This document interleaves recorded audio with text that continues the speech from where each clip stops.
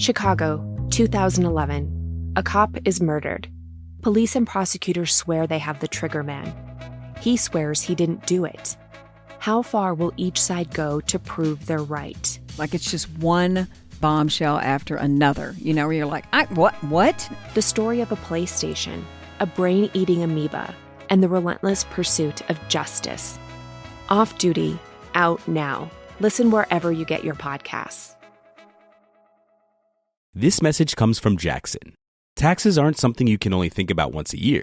With investments, planning for tax day is year-round. Fortunately, Jackson offers tax-efficient products. Visit jackson.com for more information on how our products can make your tax bill a little bit less painful. Jackson is short for Jackson Financial Incorporated, Jackson National Life Insurance Company, Lansing, Michigan, and Jackson National Life Insurance Company of New York, Purchase, New York.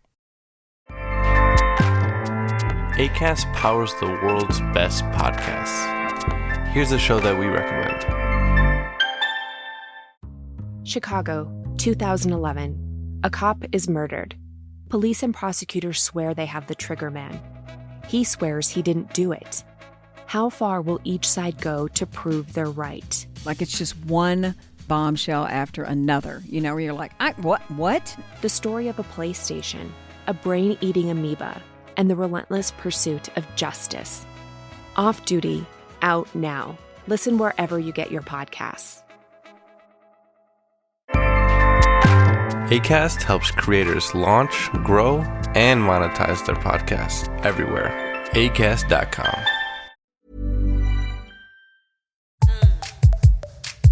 Hello and welcome back to the Psych Legal Pop Podcast. This is a podcast where we talk about popular culture through the lens of an attorney and a therapist. I'm Tess Brigham. I'm the therapist. And I'm Brooke Brigham. I'm the attorney. And we are back today with the series finale of And Just Like That, Season 3, Episode 12, Party of One. Now, before we dive into this, I was thinking to myself before we started this morning, I was like, let's play a fun game. I'm going to go back to I'm going to look through all 3 seasons and I'm going to write out, and Brooke and I can play this fun game where we talk about what were the cringiest moments of the show. Like what were the most humiliating, cringiest moments? I couldn't make it past episode 2. I was like, this is too much information. I mean, the page was full after one. And I was like, we can't play this game. Because honestly, I just wrote down under humiliating moments, Che Diaz, like the entire character. The entire, I'm like trying to write this stuff down. I mean, there was a bevy of stuff just from the first episode.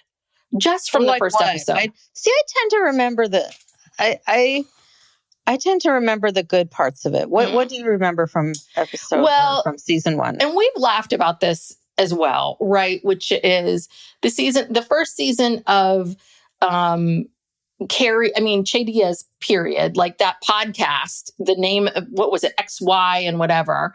The podcast, Che Diaz smoking weed in a corporate elevator, her telling she needs to get her pussy up, her whatever up. Carrie, a sex columnist, unable to talk about sex on a podcast. So therefore, why did you take the job?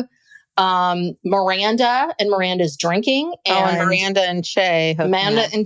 Miranda and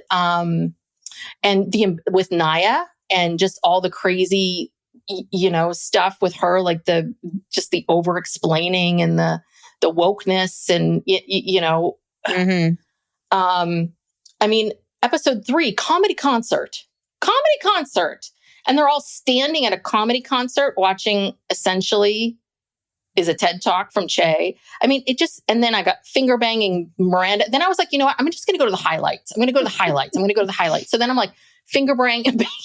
Like but then I was like, this is too much. And I was like, okay, well, who were the biggest injustices? And I was like, okay, Samantha. Steve. I start writing that Samantha, Harry, Miranda. Yeah. Who else? Podcasting took a hit. Commercials, her not wanting to write. It goes on and on and on and on. So I'm sorry, I was going to have a fun game for us to play. And I just got sad. It just made me sad. Well, I think it was getting better. Too bad it's over now because the first season when they were trying to find their footing was very painful.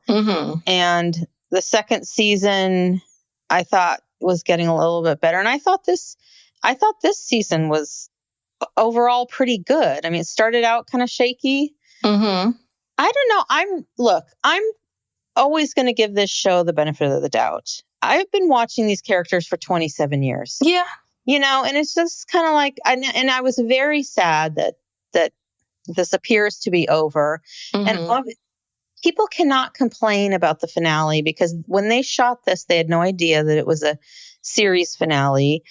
I'm sure they shoot every season unless you announce in advance that this is going to be the end. They shoot every season, thinking that the show is going to go on. And in fact, I listened to the writer's room and they clearly taped that before the announcement that it was the end of the series, because they were kind of talking about the future of these characters. So, you can't complain about that. If you look at this was a good season finale, I thought. Okay. You just hate it that much? I didn't hate it. Because I don't want to be negative just to be negative about it. But okay. What I don't understand is what is the true story? I would like to know what the real story is. And I feel like we're getting multiple stories. So if the story was, Michael Patrick King, let's just use him as he is the representation of the show. So if he'd come out and said, listen, we did not expect this. We did 12 episodes and it kind of ends. We went back and shot a few things to try to wrap things up. But this isn't what we thought it would be.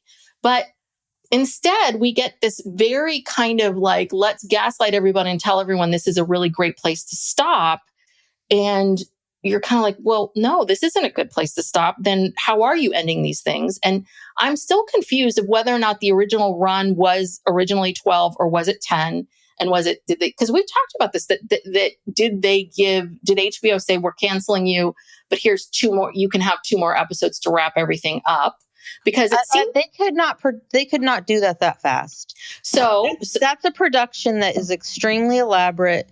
They could not have just a couple months ago or something shot 2 extra episodes. There's no way.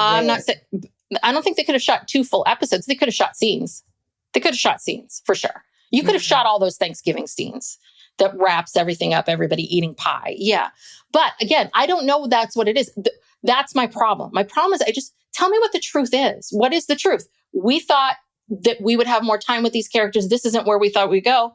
Okay, this seems to be, if we're going to wrap up anywhere, let's wrap up here and then let's just move on with our lives. It's the spinning. It's that bothers me of not quite understanding what's going on. And I did not like this ending. It felt like they were having to wrap a bunch of storylines up that they started and didn't know where to go. So they're like, let's wrap this up. And I'm sorry, we watched 2 men pee and I watched a toilet overflow. Yeah, we could have done without that. That was very juvenile. Yes. And this is my other thing I want to say directly to Michael Patrick King, who I'm sure is listening. He wrote this episode, obviously. What did Gen Z ever do to you? What did these young people ever do to you? He is basically just creating the worst young people ever. Every young person on this show is awful. You really, come on. Again, you can have kooky characters. You can have people that are different, or unusual, or fun. But really, it just feels like you're really, really trying to make us hate this generation, aren't you? And I'm here to defend them because they're not all like that. Wow, you have some really strong feelings. I do. I like I said, I'm much more forgiving. This isn't easy. It's not easy. And then they got cut off, and I'm really tired of like the TikToks, which are mostly from gay men and young women who might not even have been born when Sex and the City premiered. talking shit about this show. This, you know what? Here's the problem. This is a show for middle-aged women, period. And just like that. Okay. I'm talking about, this is for middle-aged women.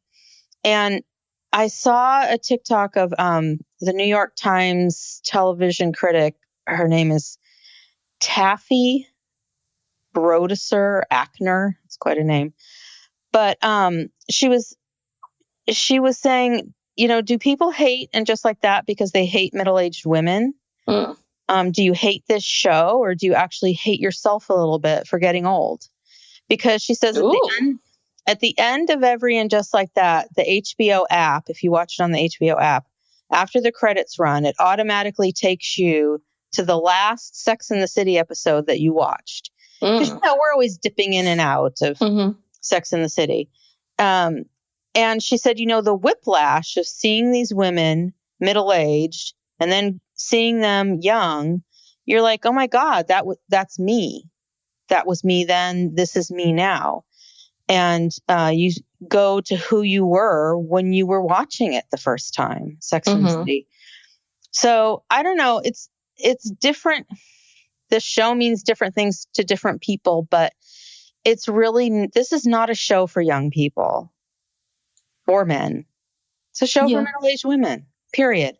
And even the middle-aged women kind of have some problems with it. But this middle-aged woman has problems with it. A lot of problems with it. But I mean, I think we should be forgiving of the process. It's not easy.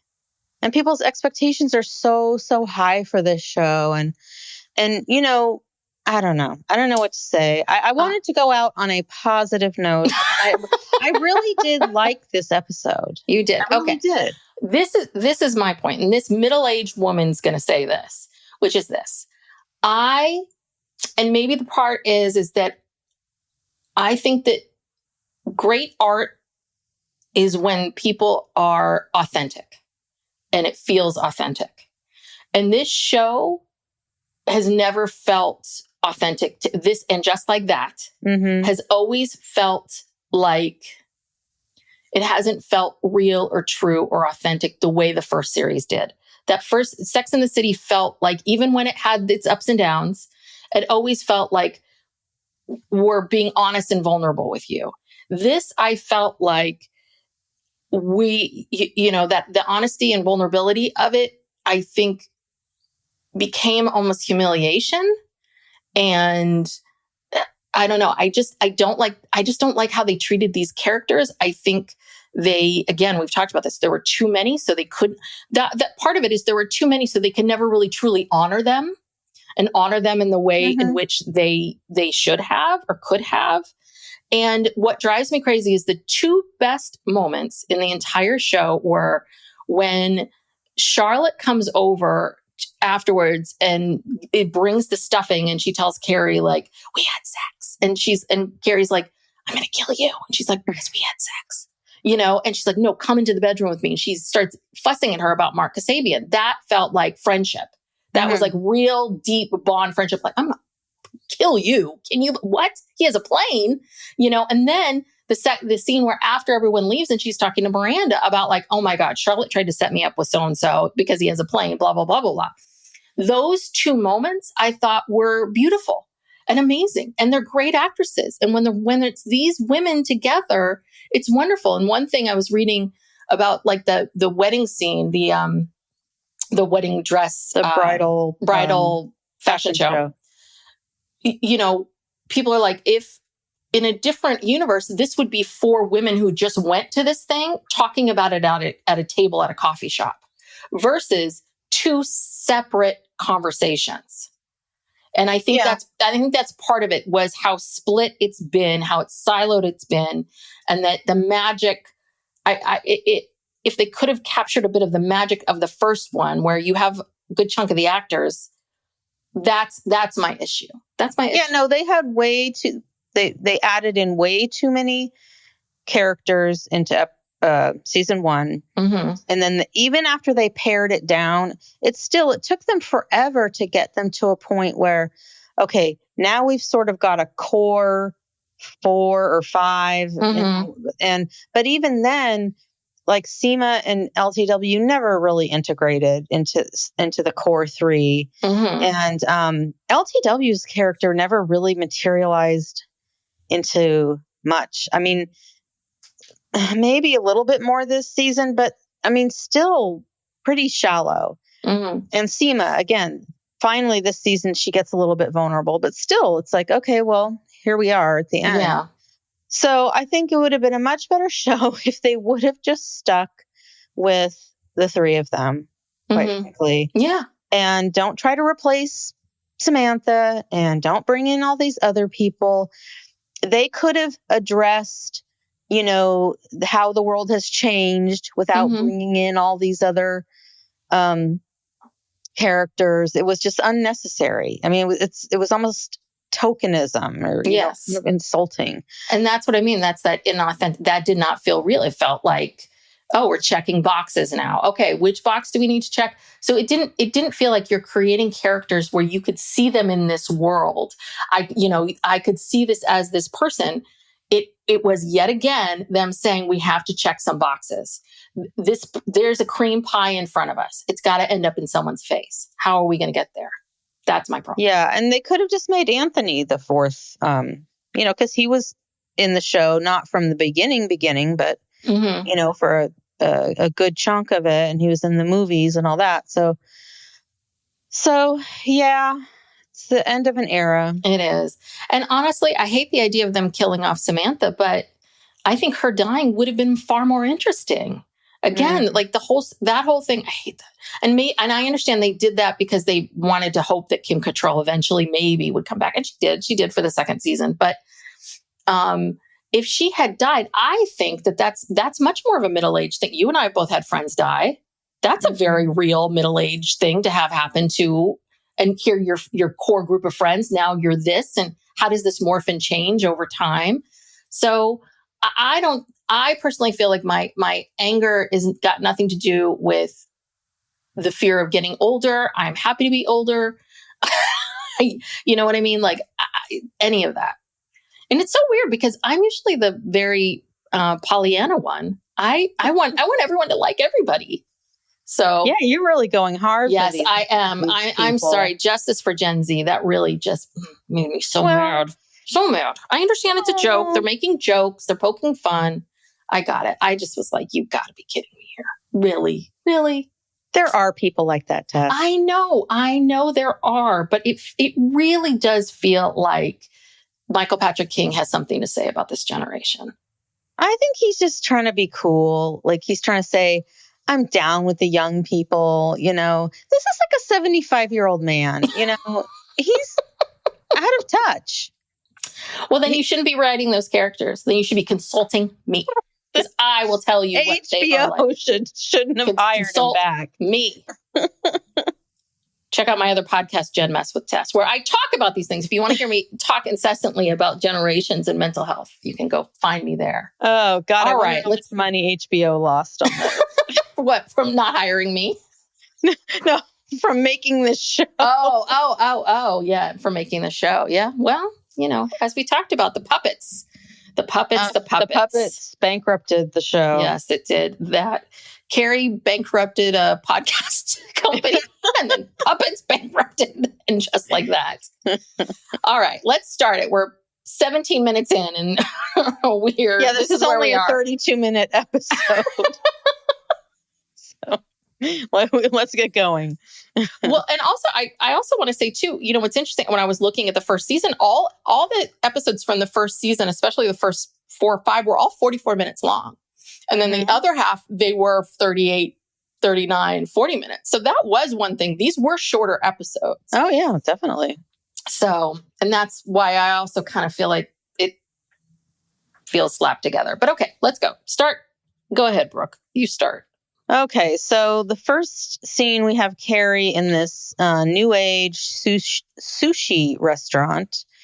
And she says to the hostess, just one, which is the theme of this episode. And, there's robots running around delivering food and They hand her an iPad and she doesn't know what to do with it. And the guy has to just order for her. And then they put this big stuffed animal, well, not an animal, a tomato. Yes. Tommy Tomato in the booth with her. So she doesn't have to eat alone. Yes, because a woman eating alone is the saddest thing in the world. It's so tragic. Yes. But I went to a restaurant similar to that in Hawaii. Not quite as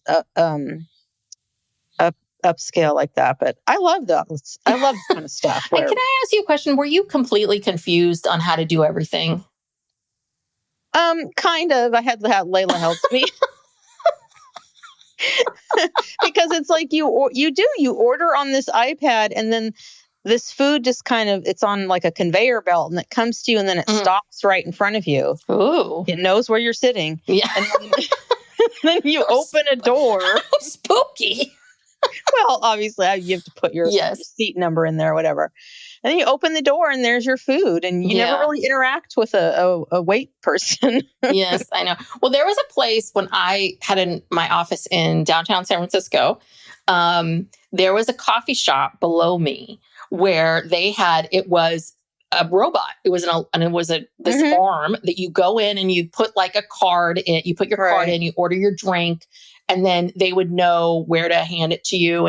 But the funniest part about it was, like people would go in there coffee was okay, but people would go in there all the time taking pictures and all that, but they always still had to have a human there because to explain to the other humans how the robot worked. Right. And then of course they wanted to sell other things that they were like, well, we want to sell muffins and stuff, but the robot's not muffin ready. So we have to have this human sell the muffins over here. I was just like, you could have just had this guy making all the coffee. I mean, it was just a little bit weird and wacky, but I know what you're talking about. And I know that feeling. At first I was like, God, is this insulting to middle-aged people that we can't figure this out? But then I was like, yeah, I remember how I was at that place. Like, where do I stick this? What do I do? Yeah.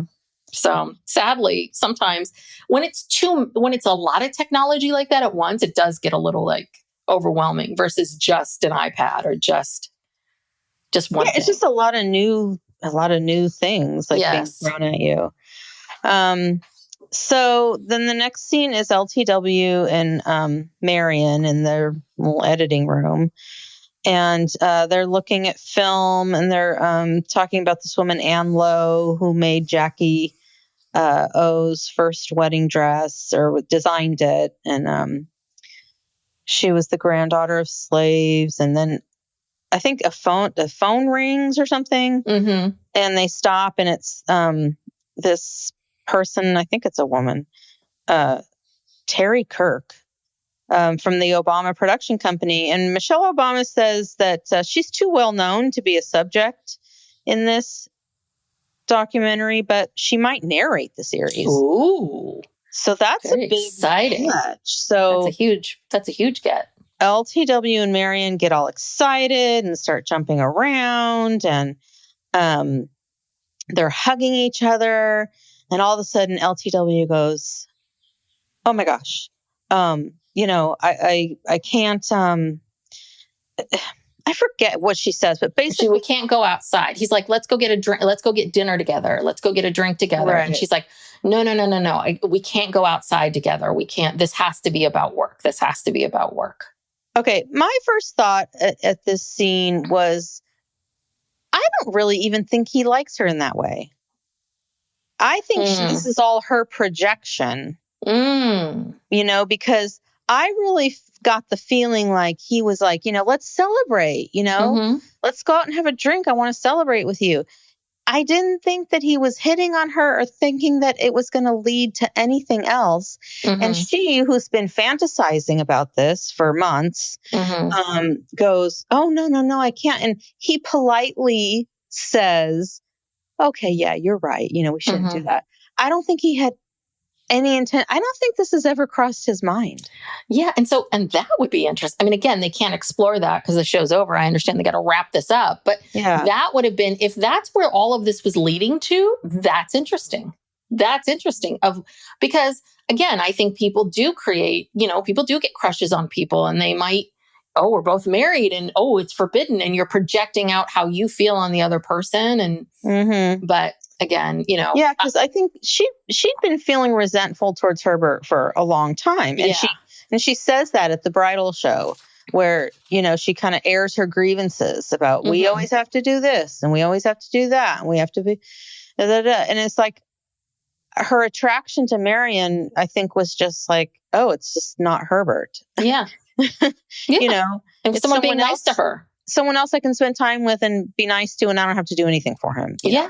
Yeah. So I think it was, I think she projected all this stuff onto him. I don't think he ever had that intention. He just wanted a job. Yeah.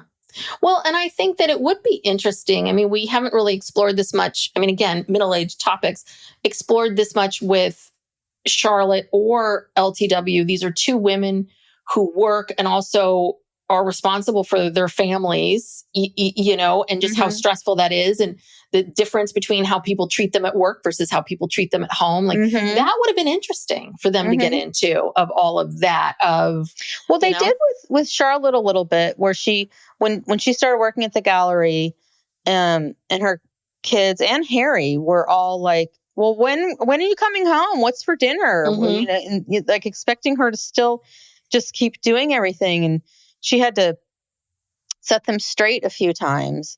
That did come up, and like that night when she tried to go out with the girls after work and celebrate a sale. And same thing, they're calling her and texting her, and she threw her phone in the blender. Do you remember that? Yeah, yeah. But that was so weird too, because when at first Charlotte, I don't know if it was the same episode, but at first Charlotte was like, oh, you all need me. I can't possibly work. And everyone's like, no one needs you, Mom. You're fine. But then as soon as she was gone, they're like blowing up her phone. And so, but explore that. They never acknowledge that or explore that. Like you say we're gone, and then I leave for 1 minute, and now what? You can't do anything without me. And that is a very real thing. Anyway. Okay. Well, that's the end of that. Yeah. So then we see Miranda and Steve in a restaurant. And I wrote down that Mia texted Miranda that she violated her aura when she showed up at the shop. And Brady said that she's bipolar. So she's feeling very attacked. Yes. And, Steve is a little more calm now. He's, had some time to think about things. But I thought this was very sweet, because they're both like, oh my gosh, what are we going to do? And, they both just acknowledge that all they can do is just be there. And Steve says, there's no way our grandkids are not going to know us. And, so they're just committing to being supportive parents. Which is all they can do. Yeah. Yeah. No, I thought it was sweet. I'm glad Steve got some good way out here, Steve. Yeah. This was the best they've portrayed Steve in this whole series. He was calm. He wasn't talking in that strange voice. Like, he was just kind of the old Steve again. Yeah. Thank God. That guy, they really threw him under the bus. Poor Steve. Yes. All right. So next we have Adam and Seema, and scene number 1 of peeing, men peeing. Yes. Adam just walks into the bathroom butt naked. Well, Seema's in there getting ready, doing whatever. And he just starts peeing. And the early stages of the romance are dead. Yeah. When you been that long. Right. I mean, like, if you two are still taking showers together every time you shower, you should not be at this peeing phase. Do you know what I mean? It's like, yeah. Okay. Yeah, because he says you showered without me. Yeah. And she's like, well, my business is picking up. I've got to go. I've got to get to that WeWork. Yes. Someone's waiting for me for an appointment at WeWork. I got to get to the WeWork before all the stations are gone. Yeah, I don't want to get stuck with a bad location in the corner. I want to look important. I need to be front and center. Yes. Her business is growing. Yes. I forget how, I think, does she tell him something about the bridal show? And then she says out that he's against marriage. Yeah. Basically, she says, oh, crap. She says, I have to go in early today because I'm leaving early tomorrow to go to a bridal fashion show. And Adam's like, well, what's the point of that? And she's like, what do you mean? What was the point? It's like, oh, that's a waste of time. And she's like, what's a waste of time? Marriage. Marriage is a waste of time. And Seema's like, uh-oh. Which again, knowing everything we know about Adam, I'm not surprised to hear that. You didn't infer that at all. This is the first time you ever really thought that this guy might not be into marriage? Yeah. Well, and this is also like, okay, Seema is a woman in her 50s. Mm-hmm. I mean, I think that like, well, they get into this more like later in the episode about, expectations of getting married. And, I know she has a strong cultural expectation of being married. Yes. But at a certain point, I think most women kind of think, well, yeah, I would like to be with a partner or something, but I don't necessarily have to get married because, by that time, marriage is, I don't know. I guess I was a little bit surprised that she was so like shocked by that or taken aback by that. Mm-hmm. Yeah. Like she had never thought to herself that maybe marriage isn't that, things have not turned out how you thought they were going to turn out. Mm-hmm. And I think that's one of the things that Sex and the City has always done really, really well is setting people up who are, and I think maybe when you're young, it's easier to sort of understand. But that whole thing, like I think Charlotte's a great example of, she had a vision of what she thought she wanted in her life in this picture, and she got it and realized, oh, wait a second, I was looking for the wrong things. Mm-hmm. I was looking for the image and I was not looking for the person. Let me look for the person. And now I have the image, right. So that's the other thing. I could see how they're setting up Seema a little bit of like, you thought you were going to get this, but now you're going to get this. But it's going to be just as good. Or, there's no, marriage at this point, it's too late for her to have a baby, a biological child. So, and she has her own money. Why would you want to get married? Yeah. You want to combine your finances? It's like, at your age, like the marriage, started out as a contract for people to survive, for women to survive because they could not go to school or work. It was a contract and it's evolved over time. But at a certain point, a modern woman doesn't need that contract. Well, and if someone wants to be with you, just be with them. The other thing too is, guess what? Women in their 30s today are saying, I don't know if I want to get married. Mm-hmm. I have clients in their 30s they're like, well, I have a bunch of savings. I'm not going to, I've been at this tech company 10 years and I get a big payout. I'm not going to give it to this person. Trust me, it's not 50-year-old women. It's 30-year-old women that are going, you know what? What's in this for me? Right. What's in it for me? So you know what? Women are saying, I'm going to be a little selfish. Guess what? I'm not sharing my money with you. Yeah. What do you think about that? Well, women have come to the realization, and there's so many statistics around this right now, with so many people living alone, not getting married. Mm-hmm. And also women have finally realized that at this point in time, you will thrive more if you are not married, whereas men thrive less if they're not married. They need wives. Yes, they need wives, and women they just don't. They don't need, if you can make your own money and do your own thing. And LTW would have gotten that documentary done years ago. Yes, if it wasn't for Herbert. Herbert took all of her time and energy, more than her kids, even. They were more independent than Herbert. Mm-hmm. Psych Legal Pop. We'll be back after these messages. This message comes from Jackson. Taxes aren't something you can only think about once a year.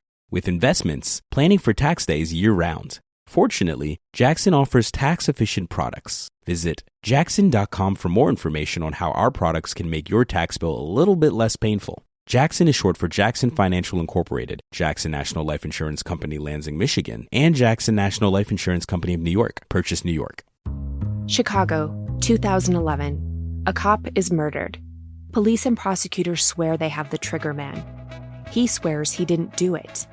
How far will each side go to prove they're right? Like it's just one bombshell after another, where you're like, what? The story of a PlayStation, a brain-eating amoeba, and the relentless pursuit of justice. Off Duty, out now. Listen wherever you get your podcasts.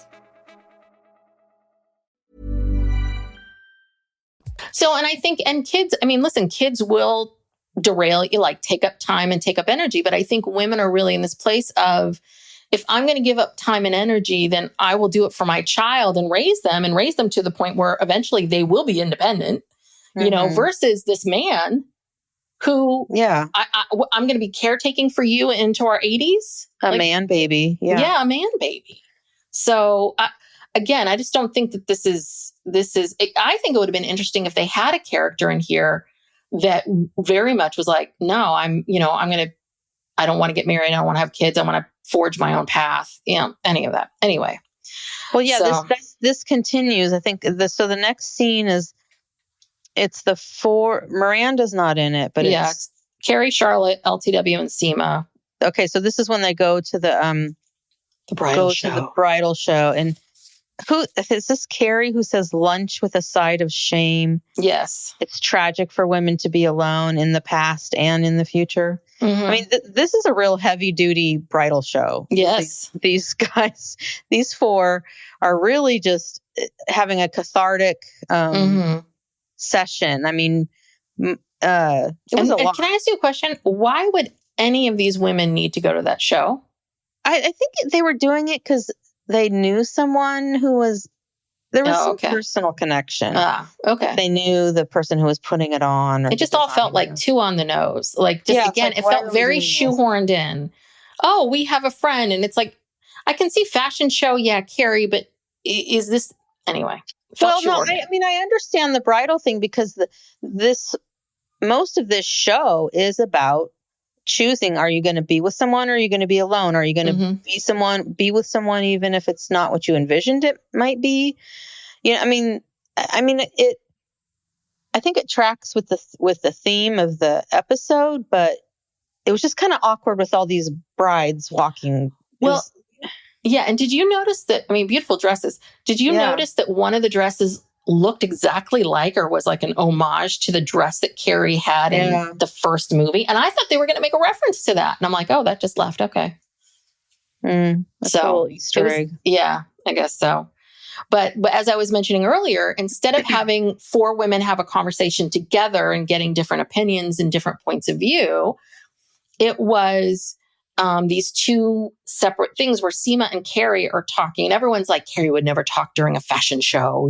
That's a big no-no. But they're talking, she basically tells her that Adam doesn't believe in marriage. And Seema's big question, which is a very Sex and the City question, which is, do I really want to get married because it's what I really want? Or have I been groomed for this my entire life? Is this just something I attached? Someone told me I wanted or needed, 40 years ago. And do I still need it? Yeah. And I think the grooming word is the interesting word because in the writer's room, they talked about how, I didn't really notice when I was watching, but, there were in the audience, in the camera frame, there were like young girls there with their mothers. And they were talking about how, it starts very early. And these young girls are there and they're seeing all these beautiful dresses. And, it starts very early, that concept that, oh, someday you're going to get married and you're going to have this wedding. And Seema admits that, that's how she was raised. And then Carrie asks her, well, what do you think? Do you have to get married? And Seema says, yeah, I've been groomed for this since I was a little girl. Do I really want it? Or am I just programmed for it? And then she asks Carrie, well, why did you get married? And Carrie says, I guess I just wanted to feel chosen. So what did you think about that? Was it interesting? I was like, it is interesting. And, that's what Oprah Winfrey has always said about people always say, well, why didn't you instead get married? Because I guess he did ask her to marry him. And she said, well, as soon as he asked me to marry him, I realized that I just wanted to be chosen. I didn't really want to get married. So, yeah, I can totally understand that. That's normal. And it's part and parcel of this whole kind of programming that we put girls and women through. I agree with that. But what I thought was interesting was, but you were chosen before. Aiden asked you to marry him. You were chosen before. I want to say she wanted to be chosen by Big. By Big, yeah. She wanted Big to choose her finally.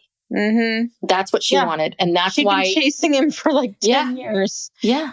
And she wanted that man who would not settle down, who would not do that, to give all that up for her. And that's what she wanted. So I was interesting when she said I felt chosen, because I thought in my head by Big. Right. So.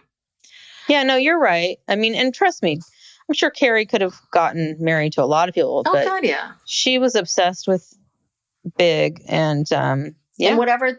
And again, I think that's another great example of people get fixated. People get fixated on certain people. People get fixated on certain situations. 6'5", finance, right? Like all of those things. I need this person to be like this, or I need it to be that person.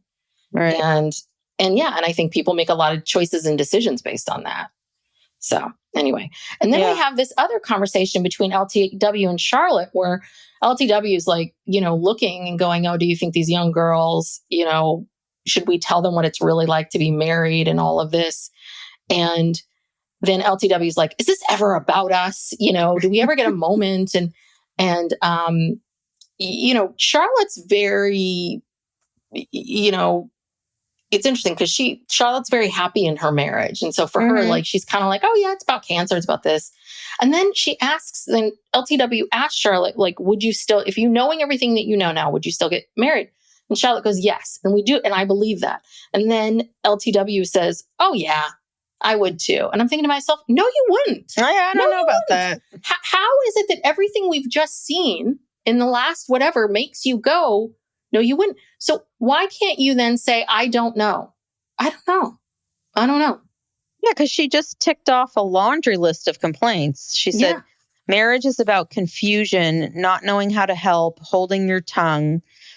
It's about their feelings, their disappointments, what to say, not to say, whether or not to help. It's like, wow, that's a lot. That's Herbert.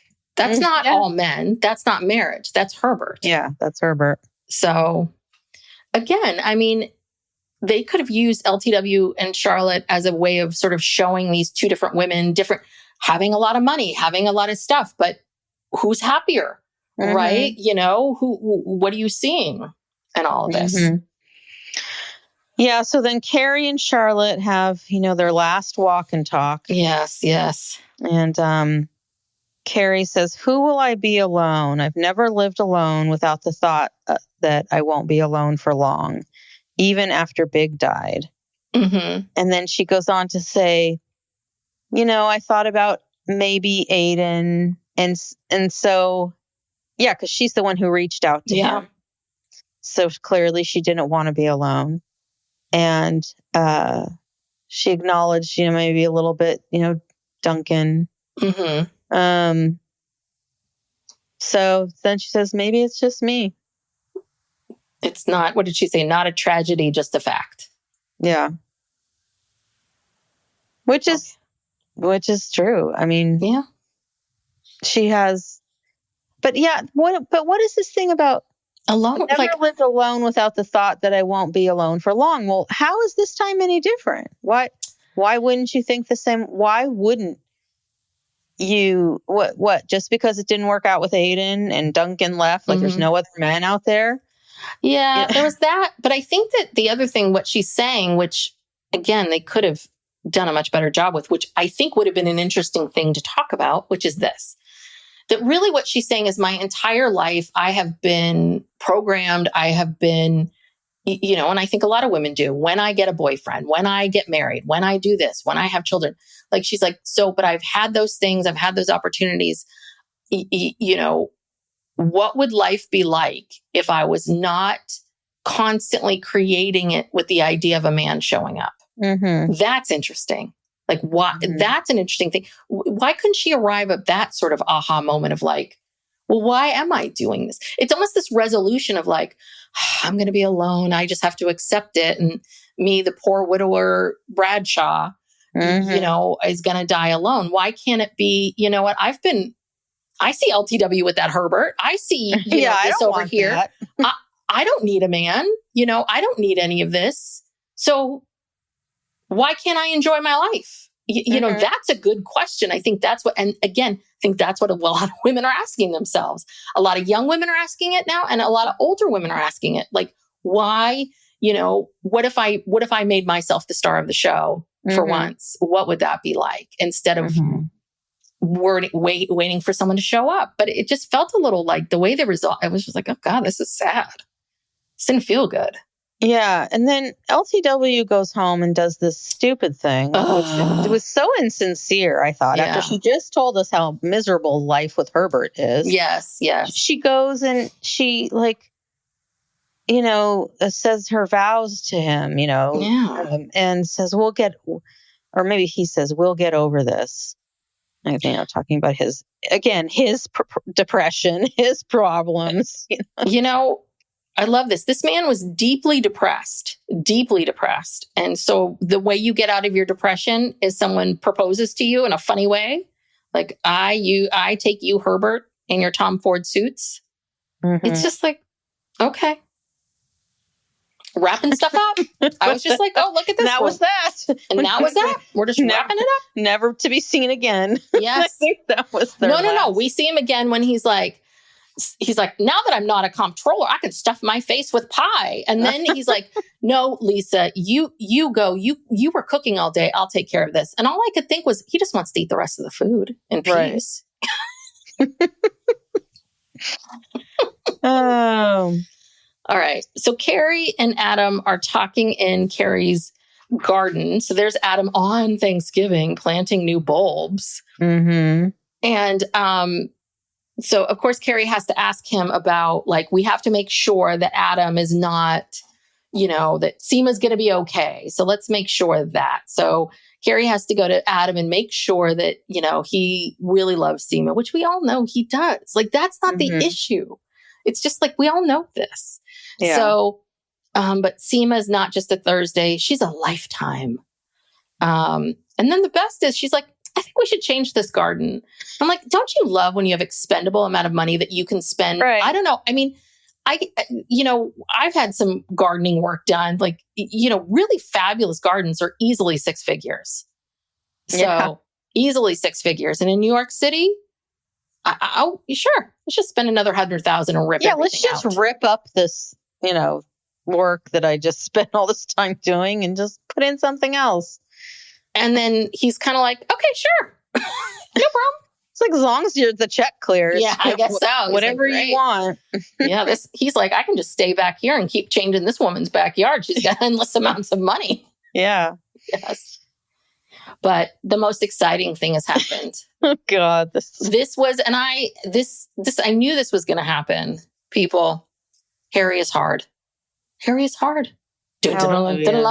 And then a special announcement's made. The poor children. God. I was like, okay. I knew that was going to happen. Yeah. We're all very justice for Harry. I'm glad, Harry. I'm glad you ended on a high note. I really do. I'm so happy for you because you are a good guy. Oh, but yeah, he's another one that they've just put through the ringer. And this is just icing on the cake. But yeah. Well, they got to give him a redeeming moment. Yeah. So now Carrie's delivering pies. Yes. And she's all dressed up in this fancy outfit with a tulle skirt and a matching hat. And it's like, oh gosh. There's Carrie. Yes. So she drops by Charlotte, but she can't get the stuffing because Charlotte's having sex. LTW. And then Seema. Seema's in jeans. Oh, God. I know. Seema's in jeans and like a hat. A beanie. It's just like... Where does she think she's going? To like a commune or... But it's also a little insulting too. I mean, I think if I would be, someone who dresses a certain way is now like, I'm going to put on this beanie because well, yeah. And you're going over to someone's house for Thanksgiving that you've never met before. I mean, you don't have to wear your fancy designer or whatever, but you could, put on something more than jeans. And then she drops a chocolate cream pie off at Anthony's. And she does not want to hear about Anthony's explanation or, he's trying to apologize to Miranda again. She's like, I got to go. Meet us running. I don't care about your storyline anymore. I got to keep moving. And then we finally end up at Miranda's and we find out that Joy's not coming because her dog is sick. And she doesn't know if that's an excuse that Joy's using or if she's just avoiding Miranda and her messy family life. And we will find out that it was real. The dog is sick and the dog had to have surgery. Oh, yeah. And and also the whole Goldenblatt family's not coming. So I guess he's on his way. Yes. So the numbers are dwindling of the guest list is dwindling. So Miranda just leaves all these guests who are in her house and to go to the vet to make sure that, the dog really is sick and leaves Carrie there. Then Mia and her friends show up. Yes. This is the I've said my piece. I've said my piece about this. I have a lot of other thoughts, but I've said my piece. Yes. Mia is there with her friend Epcot, who's lactose intolerant, but yet eats like an entire cheese plate. Yes. And Silvio, who just really kind of he's just rude. He is so mean and rude. Ugh. He talks about himself in the third person. He calls Brady a ginger. He's rude. He's dismissive. I mean, so why were you defending him? I'm not defending him. I'm just saying I'm not defending that kind of person. What I'm saying is that, okay, I understand what he's trying to go for with some of these, like the name Epcot. And I think the other thing about Mia that he's trying to show is a little bit of all the things that Mia's saying to Brady isn't wrong. Like, I only eat these things. You didn't ask me what I wanted to eat. So that's on you. Okay. It's Thanksgiving, but okay. Well, yeah, and then she's like, I never asked you to run around and get me those things. I never said to you, you have to go out and get me those things. You made that choice to do that. Again, yes. And I think what he's showing which is, young people are really trying to feel out their boundaries. They're trying to create more boundaries. And I think that I just feel like he probably encountered a few young people that pushed back on him, didn't suck his dick the way he wanted them to. My goodness, Tess. I'm sorry, but I think he is not used to this generation that's not willing to just put up with him. But that's my 2 cents. I don't care how old these people are; they're rude. Okay, these characters are rude. These characters are rude. Yes. Well, so I don't know if it's a commentary on Gen Z. That just happens to be Brady happens to be 20, so he's going to be with someone who's around his age, and these are just people who are the same age. Yeah, and they just happen to be assholes. Yes, so and that's fine. But actually, Mia was kind of nicer she was sort of defending Miranda, when Brady was, I don't know, he got mad at her about something. I don't know, Brady is terrible to Miranda. Yeah. And Mia was kind of defending her because I don't think Mia has a mom who gives a shit, Yeah. There's this mom who's just trying to help and whatever. So maybe she won't be too bad of a mom after all. I don't know. No. Mia tells us, she's like, oh, I had a puppy once, but someone left the door open and the puppy ran away. She told Miranda that story as Miranda was leaving to go be with Joy and the dog. So who is that someone? Her mom? Could be probably Silvio would be my guess, or Epcot. But I mean, they're making this story out to be like that Mia's irresponsible. She couldn't even keep a puppy alive. Well, yeah. I mean, I'm not saying that we'll never know. No, we won't. We will never know if these two step up to the plate and get their act together. Probably not, baby's probably living with Steve and Miranda. Steve has to move back in. Well, I saw on, I think it was on TikTok, one person mentioned that wouldn't it have been more interesting if it was Charlotte, if it was Lily that got pregnant. So for Miranda, this is different, right? Because, but Charlotte's always been like, okay, here's the prim, proper, all about image. That's, why not make it Lily than this? So anyway. Yeah. I don't know. They didn't want to go there. That would have been a lot. So then, guess who shows up? Mark Kasabian. Yeah. Everybody's favorite +1. Poor Mark. Everyone's shocked. And poor Mark, he walks into this strange party with, Carrie is like the only adult there with all these other characters. And he's like, can we open the wine now?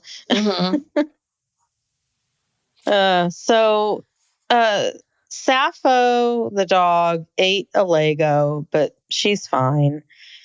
And Miranda and Joy are at the vet bonding. And like Joy tells her that, I don't even know if she ever actually tells her this, that she doesn't like, I don't know, Miranda reports that Joy doesn't like to be around families or something. But we don't know why. They never tell us why. Yeah. All I could think was, Thanksgiving Day surgery. That's going to cost a fortune. Yeah. That's a very expensive surgery. Special, Yes. So, and then this is where Charlotte shows up with the stuffing, as I mentioned earlier. And she's like, she brings her into the bedroom and is like, you are fixing me up with Mark. And she's like, and he's been married 3 times. But she's like, but he has a plane. He's smart and cultured and he has a plane. Yes. Which, I don't know. I don't think those are bad things. It of course, at this point in their lives together, I don't think Charlotte would have done this.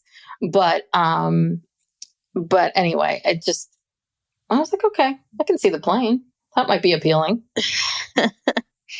Yeah. And so Carrie and Mark decide, while Brady's out looking for cucumbers and seaweed, they decide that the turkey is finished and they take it out of the oven.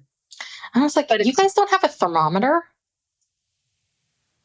Well, yeah, shouldn't the thermometer have been in the turkey? Or yeah, I think it's pretty basic that like if Brady left, he would have put the thermometer in at this time. If it's this temperature, take it out.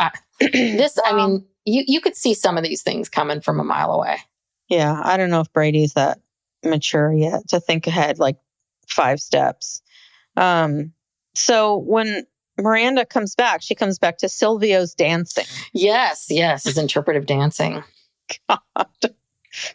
Again, it's like you're in someone's house, you're blasting the music, you're doing your weird dancing, and then when she says, "Oh, how are you?" he says, "Still hungry, bitch," or something.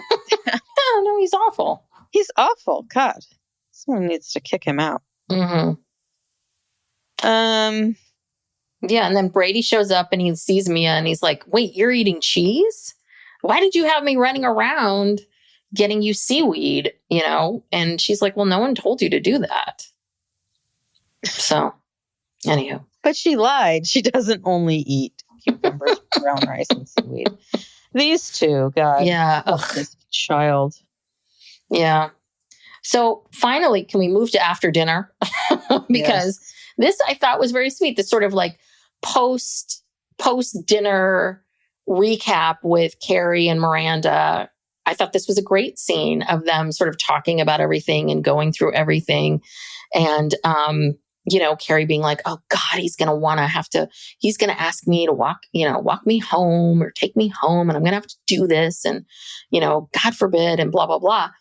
And then, they're just laughing about it. And then we see for the second time a man peeing, and Mark flushes the toilet, and it's all hell breaks loose. The dam has broken. This was disgusting, and we did not see this. No, we did not need to see this. This was so stupid. And yeah, and then Miranda's left to have to like clean this all up. Mm-hmm. And in the middle of cleaning up shit, literally in the bathroom, Joy comes over. Mm-hmm. And, you know, she's very happy about that. Yes. Yeah. And Mark does not ask to take Carrie home because he's so mortified about the toilet thing and just wants to forget this whole evening, I'm sure. Yeah, I don't blame him. So, yeah. And then Carrie leaves. Yeah, she goes back home. And so she looks like she's going to take her shoes off. And then she's like, oh, that motherfucker's not downstairs anymore. I'm going to keep my shoes on and I'm going to buy that apartment. What do you think about that, Marcus? What do you think about that, Duncan? Yeah. And then she puts on, I had a feeling like this karaoke machine being there's something that's going to come back around with her keeping that karaoke machine. And she puts on Barry White's, Everything.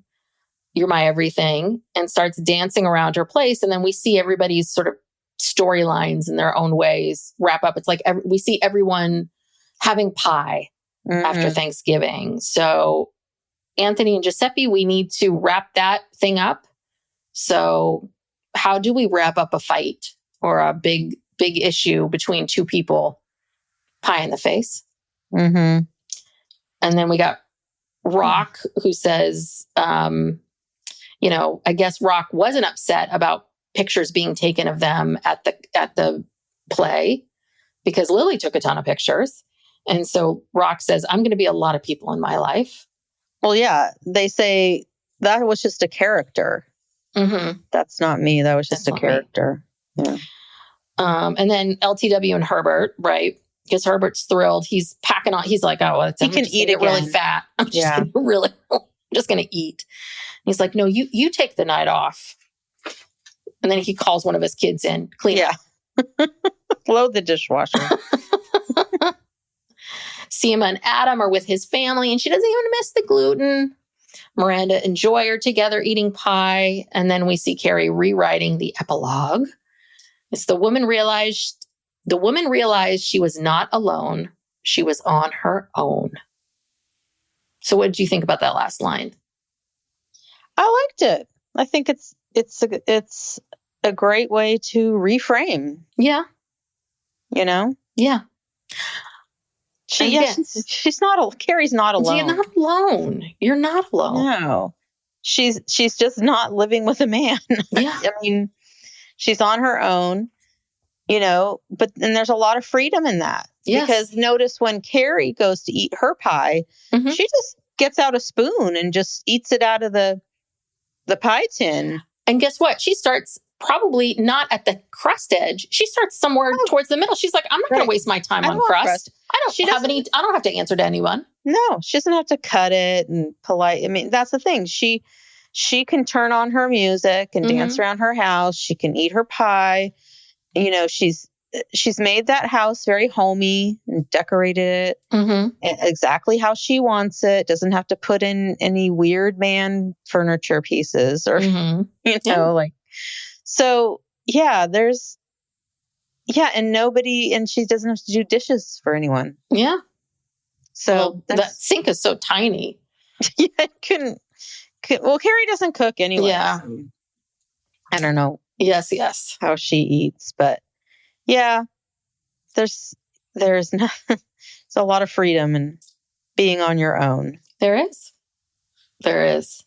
So, R.I.P. Yes. Bye, and just like that. Goodbye. Goodbye, our beloved characters. Yeah. End of another era. Yeah. So, unless they make and just like that movie, which they probably will. Hey, if they get paid enough money, they will. Yeah. So we have not figured out what we're going to cover after this, but both Seeking Sister Wife is coming back. Oh yeah, and Cody Brown is on Special Forces. So, but none of those are starting for a few weeks. That's not till the end of September. Yeah. So we'll find something. Yeah. What, I don't know, but something to fill in these sad, empty times. Yeah. This Monday show I've enjoyed it. I don't know if I love a good hate watch. I love a good hate watch, but I felt frustrated at many times. Yeah. So. Well, it's hard. It's hard to try to, recreate something that's iconic. Yeah. Yeah. Yes, not easy. Yes. No, it's not. It's not. So, anywho. All right. Okay. Well, thank you so much for tuning in. If you enjoy us, we were supposed to mention the Patreon earlier. Yet again, we forget these things. No, we decide to. We weren't going to do that? Oh, okay. We can't decide what we're doing. Right. So if you enjoy us and enjoy this podcast, please go check out our Patreon, where you get additional content. You get everything, all these episodes ad free. You get a weekly bonus where we talk about more about our personal lives and some news stories that we're following. And we do true crime and then Ask Us Anything for our higher tier. There's lots of ways to support us. You can write us a review, 5-star rating and review. Follow us on social media. Follow us here on YouTube. Hello. Yeah. Download the podcast, share it with a friend. All those things. Thanks so much for listening. Thanks for going on this journey with us. Yes. Here, the whole time. Yes. Thank you. End of this journey. All right. Okay. Until next time. Yes. Bye. Bye.